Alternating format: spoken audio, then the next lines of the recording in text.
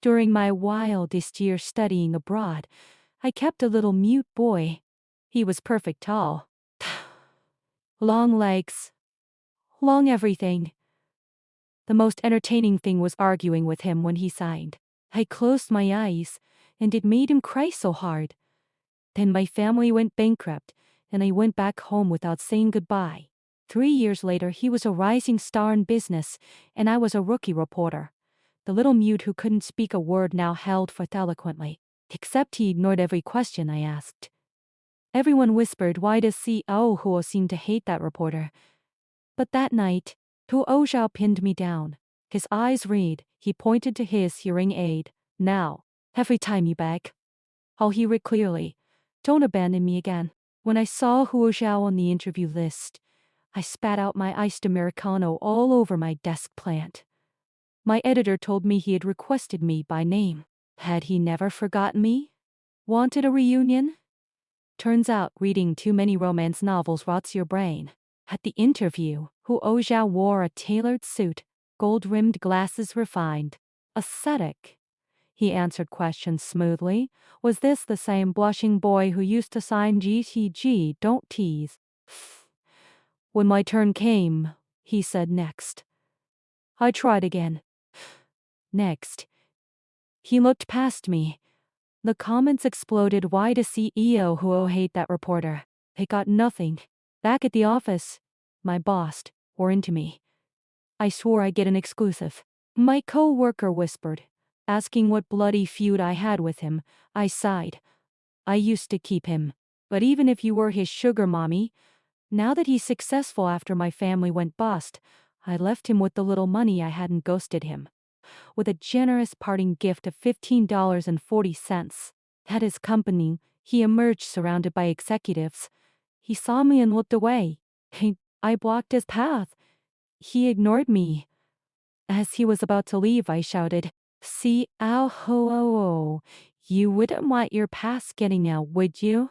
He stopped. He pulled a black keycard from his pocket, tucked it into mine, and whispered, "You want an exclusive? In bed. And it'll take more than 3 minutes. Back home, I threw the card in the trash, vowing I'd never stoop so low. Then my phone buzzed. A dead reminder. I fished the card back out.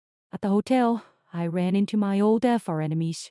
Someone sneered, "Your family bankrupt, your father in jail, your mother insane." "What do you do now?" I smiled sweetly. "How are those twin brothers you were dating?" The table erupted. As I was leaving, someone called after me, "Don't you want to know what happened to Huo Zhao?" I stopped. At the dinner, someone offered to treat. I ordered lobster, caviar, bluefin tuna, and a decade-old Chateau Lafite. Her face went purple. She hissed, don't forget all his suffering began the moment he met you. That hit like ice water. 'Years ago that winter, I was drugged at a party. On a foreign street, I saw an Asian face and stumbled toward him. One night, name your price. That was Huo Xiao.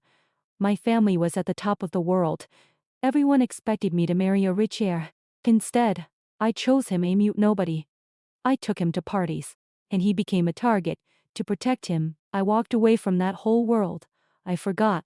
I was the storm itself. The keycard led me to a hotel room. I knocked. The door flew open, and he pulled me inside. He pinned me on the bed, kissing me wildly. When I pushed him away, his eyes were wet. GCG. He grabbed my hand and pressed it to his hearing aid. "Every word you say, every time you beg, I'll hear every bit of it. Just don't leave me again."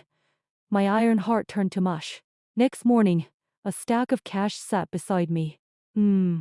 Tit for tat. That first night, I had done the same. I texted him for the interview. No reply. My leftovers from last night work on housekeeping had thrown them out. I was eating noodles when he finally called. "Hey, business banquet tonight. Bring a change of clothes. Come for the interview." One mention of interview and dinner. I slammed down my chopsticks. "I'm free. I'll come." At the banquet, I showed up in jeans. A famous actress approached. dripping in red silk, and told me to give up. He's hard to get. I waved her off. I don't like him. Once I get my interview, he can fade into the sunset. Just as I finished, Huo Zhao walked up behind me. She grabbed his arm. He pulled it back, smoothing his sleeve. I've told you investing in your film is business. I have no interest in you. Then he took my wrist and led me away. In a stairwell, he pressed me against the wall. Was that true? I said it was. He asked about last night. What about it? You did pretty well. He fell silent and held me, his face in my neck. Don't be like this, GCG. I softened. I stroked his back. He said he had healed. He had survived. He was strong now. But his words only made my chest ache. That cruel line echoed all his suffering began with me. I pushed him away and fled. On the subway, my boss demanded the interview. Then a message from him, do you remember what you promised me? I was pulled back. 4 years ago. Serving drinks in a bar, he was grabbed by a drunk customer. The manager tried to force him to bow. He wouldn't break. I stepped in. I'll pay for the damage. He's coming with me. He said he'd repay me. I joked, be my boyfriend, and we'll call it even. He didn't agree at first. Till later, I heard he was about to drop out for lack of money. I secretly paid his tuition. He stopped me and nodded vigorously. Then the rumors started. My so-called friends mocked him. To shut them up, I said he's just my pet. That night he cried. When I graduate and make something of myself, I'll take care of you two. Then my world collapsed. My father went to prison. My mother lost her mind. The police called, come back immediately, and anyone close to you must return. To protect him, I spread the word that I was tired of playing with my toy. I pawned my jewelry, paid his tuition for the next 2 years, and vanished. Now he stood before me, asking why I wouldn't accept him again. Because some debts can't be repaid, I thought. Lost in thought, I somehow made it home. The moment I opened the door, he was there. He'd known my lock code all along, still his birthday. He said I'd broken my word, so he'd come to collect. Morning came. He didn't run. Neither did I. I asked what happened after I left. He didn't want to say, but he had to. When he learned it, I'd returned to China. He hated me. Then he found out I'd paid his tuition, and he understood. I loved him, even if I'd never said it. He kept going, decided he would be the one to protect me. And one more thing, his muteness wasn't physical. He'd lost his hearing, then regained it, but fear kept him silent. But when I taught him to say G, he thought his own voice sounded strange. Yet my face lit up, so he decided he must learn to speak well. To surprise me, it's over now, Gigi. Let's start over.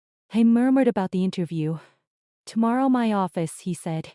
The next day, my co-worker saw the hickey on my neck and teased me. My boss yelled for the interview. I stood up calmly. I'll go get it now. His receptionist led me to the executive elevator. In his office, he sat behind the desk, gold-rimmed glasses on. He pointed to the couch. I took out my recorder. He interrupted. Business can wait. Let's talk about us. He came around the desk, sat beside me, and caged me in against the sofa. How did you sleep last night? My face burned. He smiled. So if we're not at the office, it can be unprofessional? He handed me a document. A share transfer agreement. 99% of his shares to me. His entire fortune. Are you insane? He said.